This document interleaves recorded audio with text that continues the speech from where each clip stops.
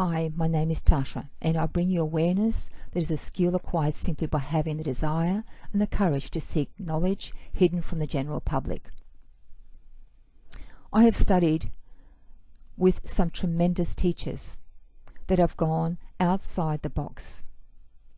And here I introduce you to a teacher with whom I trained, who also trained with 3 kahuna masters. Genuine masters, and here he is. 3 genuine kahunas. Here he brings us the truth about the ancient healings and shamanism. Kahuna has now devolved considerably to the point of becoming just a relaxation massage at just about any spa or a bit of entertainment. We don't want that. I'm here to share this amazing video of one man's personal experience with traditional teachings of the masters of Hawaii.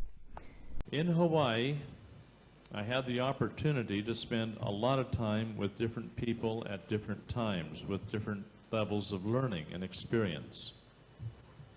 And had this one man experience in his training to become what we call a kahuna. Now here is a gentleman that went through a number of years of non-verbal so training, that they would be able to learn to be conversant with trees and talk to trees, talk to plants, talk to rocks, talk to animals, okay, to where they are perfectly in one with nature. Shaman work with nature to take you beyond human conditioning and beyond self-judgment. Now, are you ready?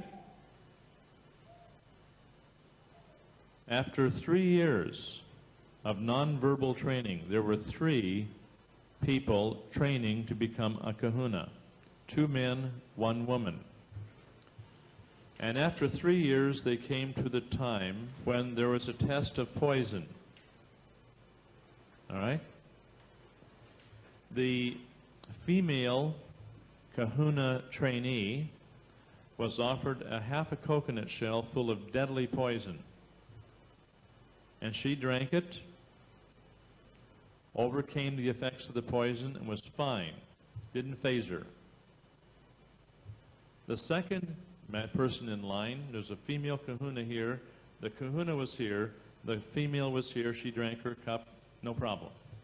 The one in the middle was a male kahuna trainee. He drank his cup of poison and dropped dead on the spot. Okay. The third one was my teacher, and he took his cup of poison as his friend dropped dead. And he looked at his friend and felt sorry for his friend that had dropped dead after taking the cup of poison. This is what you call sympathy. And when his heart went out in sympathy, where he felt sorry for his friend, the effect of the poison began to penetrate his being, and he had to act very quickly.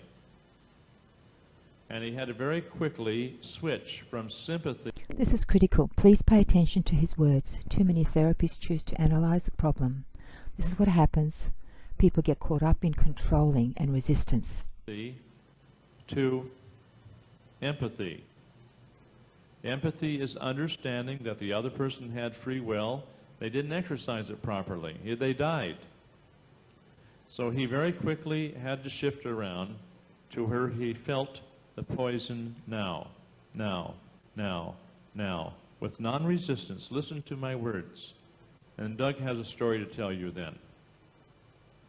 You better get it right. Non-resistance is key here. Fear, frustration, and analyzing are forms of resistance. Listen to me on this. He had to experience it in the ever-present now. Now. He felt the poison come into his body. He recreated the poison going into his body. He held his body erect, powerfully strong, assumed the virtue, feeling the poison now, penetrating his very body, re-experiencing it, re-experiencing it, re-experiencing it, re-experiencing it, until there was nothing left to re-experience, and he overcame the cup of poison. This is intended to help you make sense of how I work with my clients and why we client audio, video, for you to shift your consciousness before we speak. If you feel sorry for somebody, you're denying the God within them, and you take upon yourself the energy of that person. Many here, by engaging with the client's story of pain, take on their sick energy.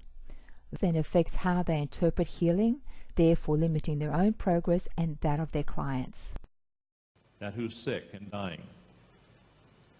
If you have an understanding heart and you love that person as an eternal soul, knowing that they are manifesting outwardly what they have inwardly manifested, and that so without, so within.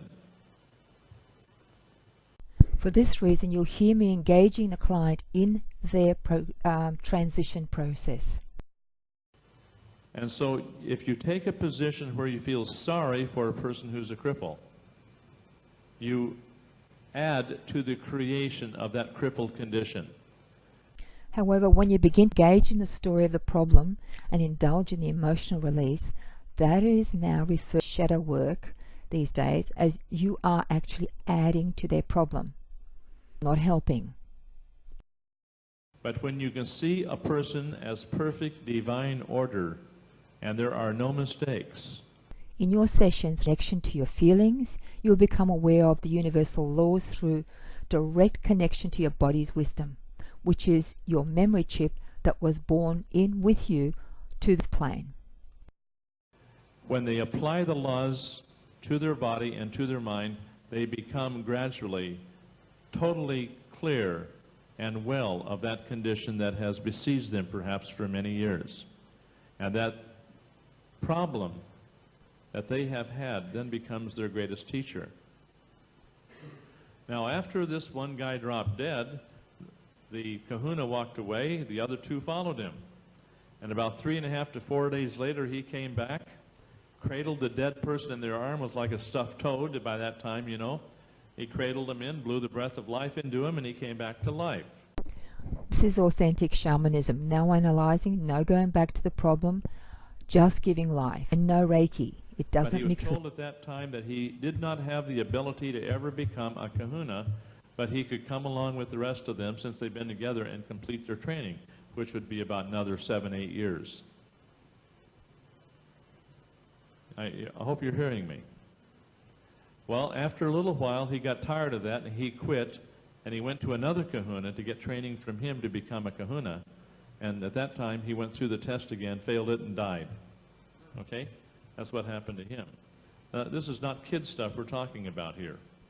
The current world has packaged the flushing of every ancient approach, often to discredit true feelings and teachings. I love to bring you these true experiences of personal feelings.